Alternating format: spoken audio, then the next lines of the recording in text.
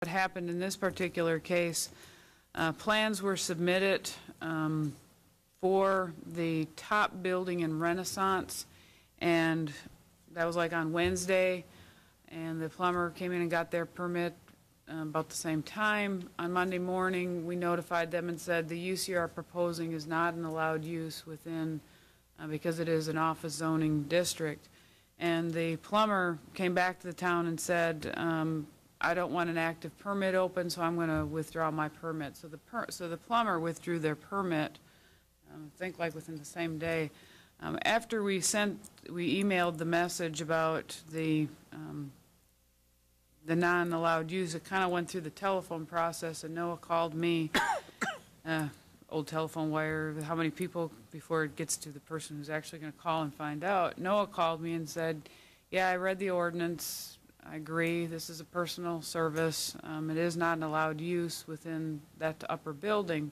To give those of you that aren't familiar with that development, and Noah can kind of interject as he give a little bit more detail if he wishes, but Renaissance had started development, and we're developing the eastern portion of that property. And then the property that was at the end of Deadwood Lane, which is in Old Stage Hills, became available, and they purchased it to add on to their Renaissance development as part of an agreement with the neighborhood, because there were concerns about intensity of use, this terrain, because it was kind of at a higher elevation, and then you had the lower elevation of the rest of Renaissance. They agreed to an office zoning, and so they came through and actually rezoned the property from R2 to O1 to be more compatible with the adjacent residential uses. About the same time, they also acquired the Otts property, and what is south of that, where the old Otts home is located, was zoned commercial. The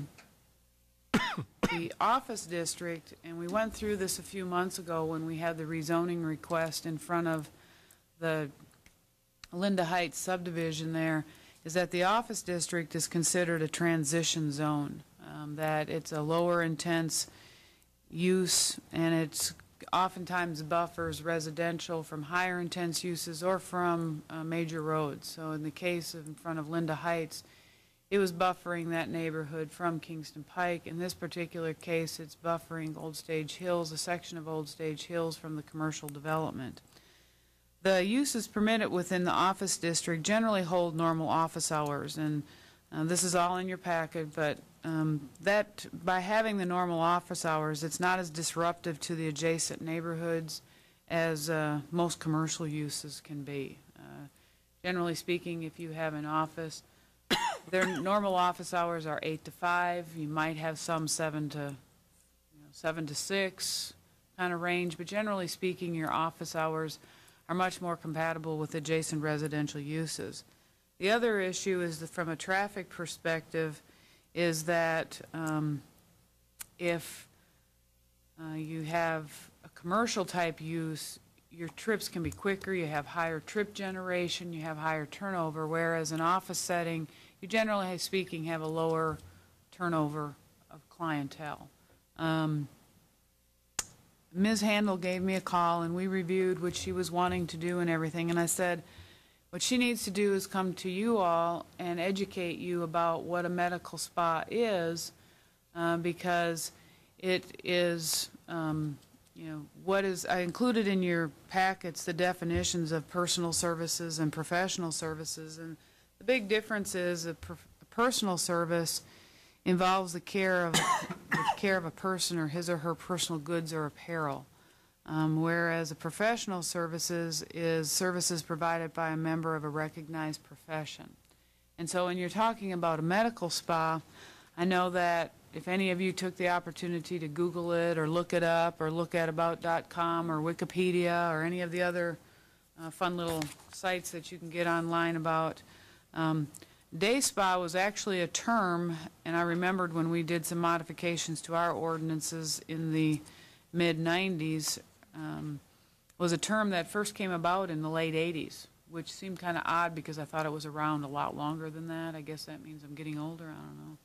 But per about.com, they define a medical spa as a medical spa is a hybrid between a medical clinic and a day spa that operates under the supervision of medical doctor. Medical spas can treat conditions on your face and body like brown spots, redness, and broken capillaries that cannot be treated at all or as effectively by a traditional esthetician. Hopefully I said that right.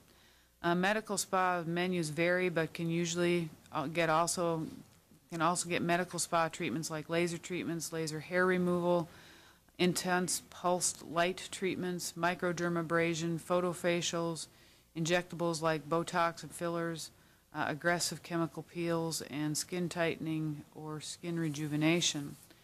You get another definition of the medical spa is that's a term that describes any medical office that operates under the supervision of a licensed healthcare professional, such as a medical doctor and offers non-surgical elective cosmetic medical treatments. A medical spa is a hybrid between a medical clinic, doctor's office, and a day spa that operates under the supervision of medical doctor.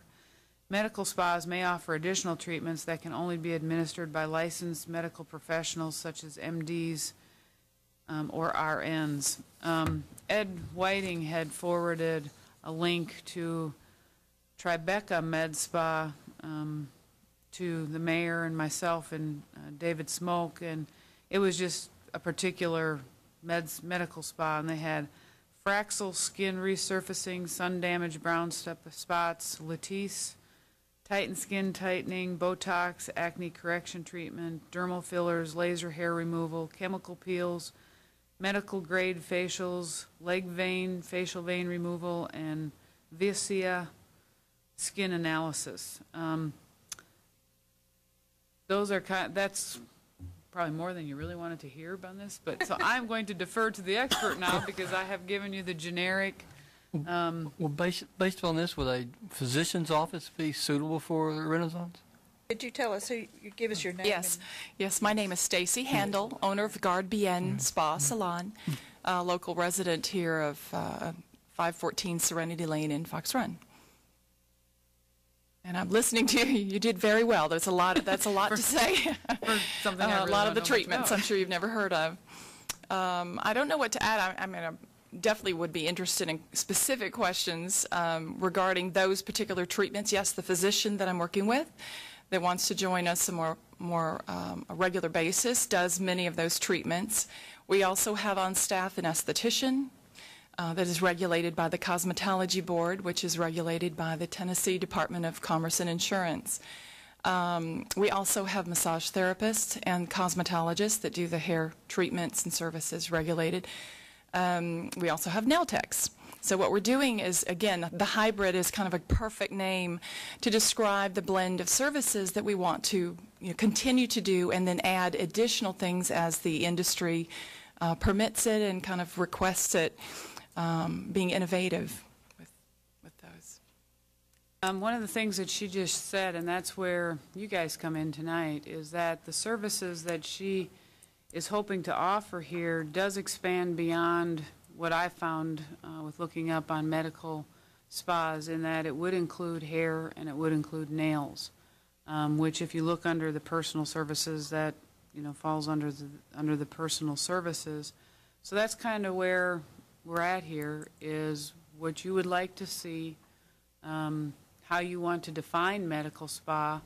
I wrote this back up, and one of my last comments was it may be determined that it's necessary to define medical spa, and after, of course, the copies were made, I'm like, well, of course we're going to want to define it. So I think we need to define it, and and then it would be and then it would also in turn be included in professional services. I do not think we want to include it as a freestanding use allowed within the O1 district, because if you do that, you may be implying it isn't allowed in other districts, like in the commercial district or the commercial districts or something like that. So I think before you is really for you to glean information from Ms. Handel about what do you want to include in a medical spa. I read you the definitions straight off the line, off Google. I am not the expert on this. I had never heard of an esthetician until yes. I talked with her.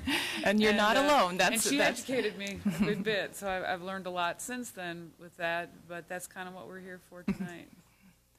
Yeah, well, much of what you've said, it's kind of interesting, the medical spa, medi spa, med spa, and day spa. There's resort spas, fitness spas, there's a car spa down the street.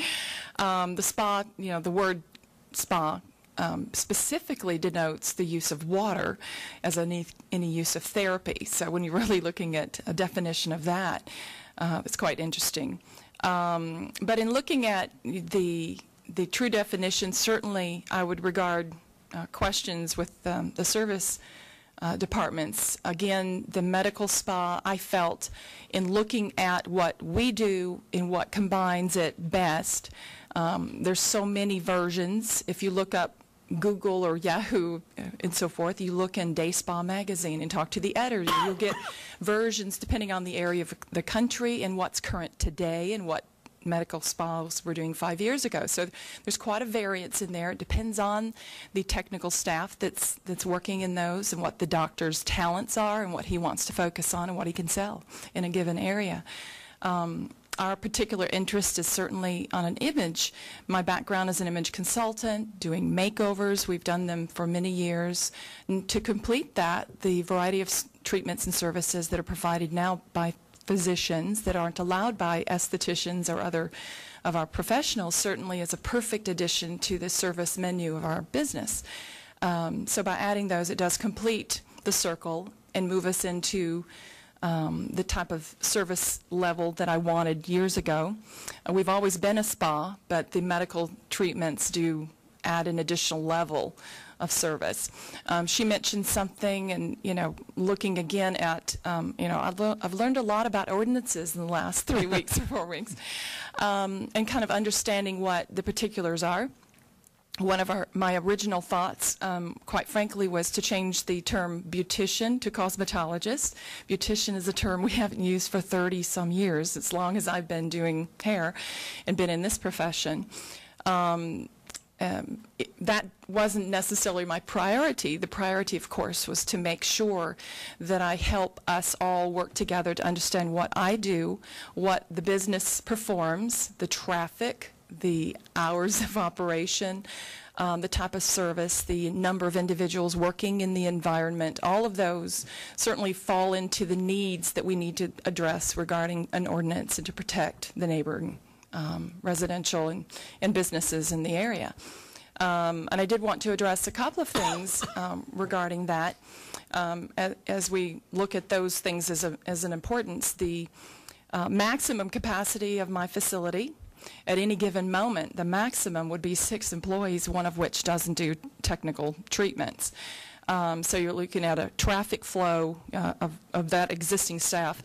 Very few times would everyone be working at the same schedule. So I would say that maybe 4 people working, possibly we hope with a client or customer treatment at that time.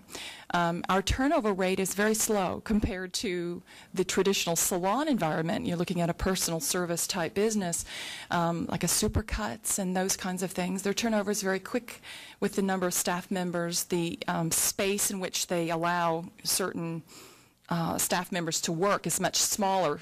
Our space is larger per individual.